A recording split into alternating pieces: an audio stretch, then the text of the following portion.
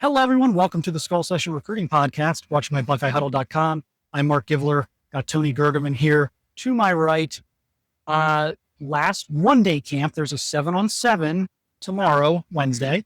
But last one-day camp of the month here at Ohio State, and I thought they saved the best for last, Tony. Boy, there are a lot of names to pay attention to, a lot of position groups. No longer, I think my first day here was like, I'm just going to follow the quarterbacks. Here today, you couldn't do that. You followed quarterbacks, go to receivers, go to the running backs. I didn't get over to the linebackers where you were a lot. So, yeah, it was a busy day. And we're going to have a lot of coverage here on BuckeyeHuddle.com, on YouTube.com/BuckeyeHuddle. We're going to I did a morning show with Tom talking about the quarterbacks that I've seen the last couple of days. We're going to talk about a couple of guys on this one. We're still not going to have everything covered, so look for more shows to kind of cover everything. Look for write-ups on the website, posts on the message. We're going to have a lot of stuff. So this isn't the only piece of content you guys are going to get from this camp. So we have a lot of stuff. So, but let's go over things that kind of we both saw so that we both have us in frame of reference. We spent a lot of time, you did especially, watching this wide receiver group. Who stood out to you and kind of who were you watching? What stood out? Eric McFarland, 2028, who we saw last year before his freshman season, already had the Ohio State offer. He is just exciting to watch, and he is so different than everybody else. He's 5'8" max probably, but like nobody is concerned about his size. And he's explosive. He's obviously quick in short areas, but also he's one of the best ground gainers in terms of like his stride is long and it's explosive, and he catches everything. I think the thing that impressed me most is, again, he's heading into his sophomore year. Ryan Hartline had him running first in all of these drills. Usually that's like the top guy, but to be the top guy when you're heading into your sophomore year is impressive. He is like the textbook definition of twitchy. Like explosiveness. It's just amazing how quickly he can hit top gear, how quickly he can cut. And yeah, you look at him and you're like, well, he's definitely just a slot receiver. Mm-hmm. Like, no, he's not, because he lines up outside, and the way he can run routes and the way he can kind of catch people off guard with those long strides. So he can line up, he can make plays on the outside. So he's a very unique player. He's a very unique player. We don't see a lot of guys like him at his size with that skill set. No, and it was also interesting watching, because after camp, towards the end of camp, they do their one-on-ones. They didn't even bother having him doing the one-on-ones. He's just hanging out with the Ohio State receivers. He's hanging out with Devin Sanchez. Him and those two are going back and forth on stuff. And he was just, I was like looking for him in the one-on-ones, and I find him over there talking with like Brandon Ennis and Carnell Tate and Jeremiah Smith. They're all just hanging out. And he, last year he said it's Ohio State and it's LSU were his top two, because those are the wide receiver you. I haven't gotten a chance to talk to him today about, where does that stand? Because it was ridiculously early for him a year ago. It's a year later, but it's still ridiculously early to narrow it down to two schools. But he always seems to love it here. Yeah, and it's early. Like we talk about these 28 guys, and it's like, how far down the road are we talking? And like, do we want to even like talk about favorites and things like that, or do we want to talk about like where they're at on Ohio State's board? Because Ohio State's board is going to change. But there are some guys who at this age, are a top priority for Ohio State. And Eric McFarland is one of those guys. And so this is a guy that Brian Hartline has already invested a lot into. And what was interesting to me is kind of learning. So he is close with Super 28 quarterback Neiman Lawrence out of Miami Northwestern. McFarland is, of course, on IND Academy via Las Vegas. But he's also close with Pierre, Super 2028 receiver, who we're going to talk about in a minute, out of Chaminade, Madonna. And those three they came up here together, and they stayed together for the last couple of days or whatever it was. So, package deal. Yeah, exactly. So they're all, you're going to hear that. So we'll see how that goes. They're all, they're all talking about this stuff. So. Well, and I did ask Neiman Lawrence, have you and Eric McFarland talked about playing together? And he's like, yes, but it's very early. So they are very good friends. They would love to play with each other, play together, but it's like, you still have to find a place that's best for you. Right. Exactly. So we did talk about Neiman Lawrence, the quarterback, in the other video. We're going to talk about Pierre, a guy we stopped and saw at Southern Swing. So if you're not familiar with Peter and want to learn more about him, we did a longer interview with him on Southern Swing in May. I did another interview with him today, which is also going to be on the YouTube channel as well. So, but he's just, like I said, he's toolsy. He's big, he's athletic, he's got length. He's very interesting kid. Hit for power, hit for average. Yeah. Like, you can play some outfield. You look at him and you're like, well, that's how that's how the creative player looks. Yeah. And he's tall, he's big. And then watching him go through we talked about this before the show. I was telling you, like watching him go routes on air when he's not working against anybody, it's like kind of more deliberate, and he's working and he's taking the coaching. But then when you put somebody in front of him trying to defend him, it's like, okay, lights are on. And he was beating everybody and catching it. And when we got out here this morning, he wasn't catching everything. He was dropping some things, but then like when it's time, he was catching everything, catching stuff in traffic, going up and getting it. Really strong hands and just strong body type. Yeah, he's a super interesting player. For me, I got to see him at Chaminade Madonna. They were going through their full spring practice, so I got him full pads, everything else. And so he's a guy I've been super impressed with so far. Does have the early offer from Ohio State. Really, really likes Ohio State. Obviously looks up to Jeremiah Smith as a big receiver from Chaminade Madonna Wood. But I think Ohio State's very much a team that has made a really strong early impression on him. So that'll be interesting to go see where that goes as well. South Florida Express kid, of course, which we know that pipeline, Brett gets his creation there. Where does the South Florida Express now fit in the pipeline tiers? Because it was always Glenville. Now is it like yeah. Don't tell one or the other that they're number two. Right, exactly. Yeah, you're 1A and 1B. You're 1A and 1A. 1A and 1A. Can't be 1A and 1B. Yeah, it's crazy right now. The talent continues to pour through that program, and Brian Hartline has continued to do a great job kind of forging relationships with those guys. Here was an interesting one. There were other receivers. Again, I'm going to talk about some more receivers on podcasts, on the website, BuckeyeHuddle.com. But, we want to keep this fairly clean so we can get out of here. We've been here all day. But Jaquaden Guilford was here. And Ohio State looked like it might be done with receiver recruiting in 26. Not so fast, my friend. Guilford, June 27th decision. Official visit to Ohio State this weekend. Worked out today. That's just interesting. It's very, he's uncommitted, so it's not the same as like JJ Perez last week, but it's very kind of telling, right? That he would camp a couple days ahead of his official and, a week and a half ahead of his announcement. It's purposeful, on both parts. Like you're saying Ohio State may not be done with receivers yet. Clearly they aren't, or else they wouldn't be going through this. They would just say, no, we're done.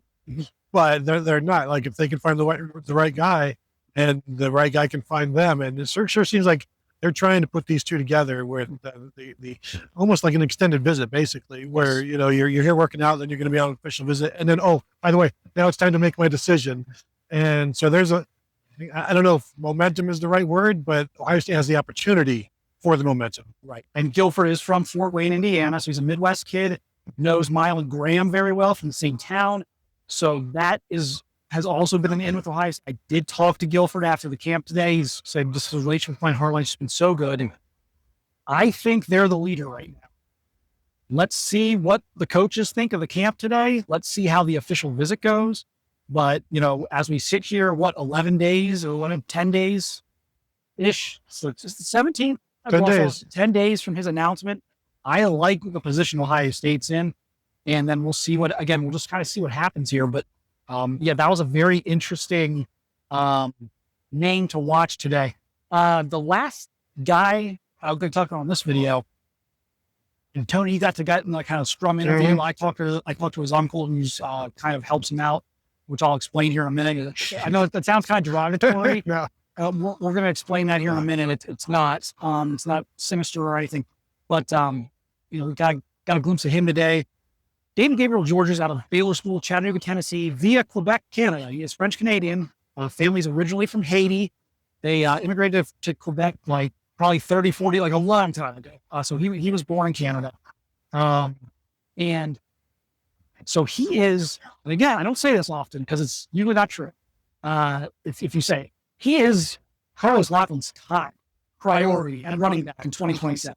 If Ohio have any running back in 2027, this is the guy you would like to have. So there was a lot of attention paid to him today. Tony, really good looking, physically impressive kid. Yeah, he doesn't want to be listed as 6 foot, so he's 5'11". He's like, I don't want to be 6 foot. I'm 5'11". Right now, I'm about 209, but about 4 of those pounds is water weight. I'm like 205 is where I want to be playing. But yeah, English is his second language. So I did ask him, would you prefer if we ask these questions in French? He's like, yes, could you? No, we cannot. But a really, really nice kid. And his parents are, I believe, in health. And so he's like, that interests him as well. And so just well put together on and off the field. Like he's out there running. He also said Quinshon Judkins, one guy that he favors and follows. Similar build. And he followed him before Ohio State, and then talking about Carlos Locke, and I'm like, just his kind of coaching kind of transcends language, right? He's like, yeah, he'll get into it and he'll tell you like just bobbing and weaving on what you need to do. But he's very energetic, and he's trying to give you the right words in terms of like, how do I say this in English, Yeah.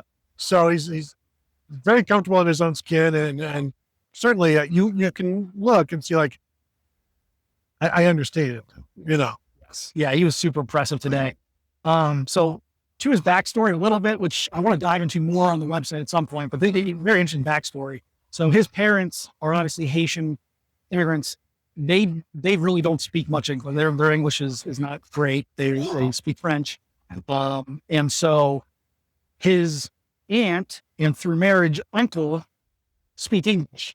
So one of them will be with him on every visit and now David has allegedly gotten very good with his English. It wasn't always that way, but the recruiting process, and moving to America as a high schooler has really sped things up for him. So his English has greatly improved, but there needs to be someone there to kind of translate back to the parents, whether they're on the visit with him or not. Just like, hey, this is what they're saying. So that is why the aunt and uncle are going to be so involved here in terms of helping guide through the process, because there's a language barrier that's going to have to be bridged between the parents and the coaches. And it's a long time between now and then, but NIL for international students is not a thing. And I guess, is he still considered international because he's originally from Quebec? Right. So like, I know they're trying to rectify that sort of thing, but it's like, that's right now, that's not necessarily part of the equation yet, but things are so early. I did ask, where are you going next? He's like, I don't know. Like, I don't know. I just basically just following along and doing what he can. And clearly everybody knows who he is by this point. Just impressive all around kid. Yeah, there's got to be some different things here. Like, I'm not going to sit here and say, oh, NIL and those, whatever the answers are to those questions aren't going to matter. I'm not, like, I wasn't born yesterday, but this is a very different culture he's coming from, both the Haitian and the French Canadian cult. Like, it just, there's things that are going to be a little bit more important. Like, we got to build relationships, because, his uncle was telling me, just because it's a different culture. You got to find people who are comfortable with you. So that's going to be a big thing. He's very comfortable with Carlos. I think Ohio State, I know it's early. I think Ohio State's got a great chance here. I think they've done an amazing job recruiting him so far. They've really gotten to try to know the family. They've done a really good job there too. So this is definitely a guy, like, I know, like, it behooves us for you guys to be excited about everybody, but this is a kid I would really, learn about if you like following recruiting. This is a kid who's worth it. So that'll be interesting to see kind of how this one plays out. But they are like all gas, no brakes on this kid right now. It is full speed ahead for him. What portal did we enter like 6 to 8 months ago? Because their top two safety prospects or targets are from Baton Rouge, Louisiana, Lee Bradford committed, and Jackson, Mississippi, Traylon Womack, and their top running back targets, French Canadian. What? Going to school in Tennessee. What universe did we like?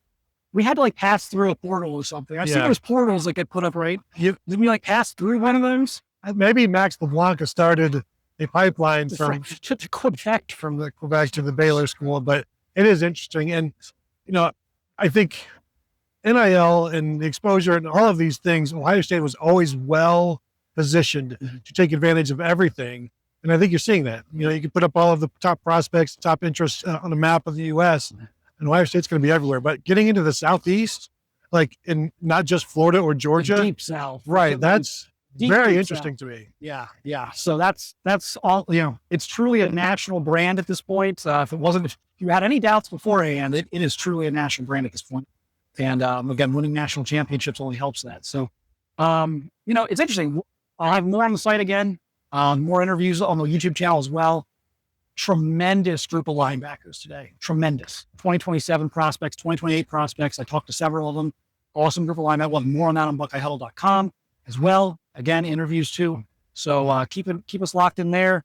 But we're gonna get some lunch because I haven't had anything to eat today, and there's still some leftover turkey sandwiches back there. And if they throw those away or give them away, I'm gonna cry. No. So we're gonna go get a turkey sandwich.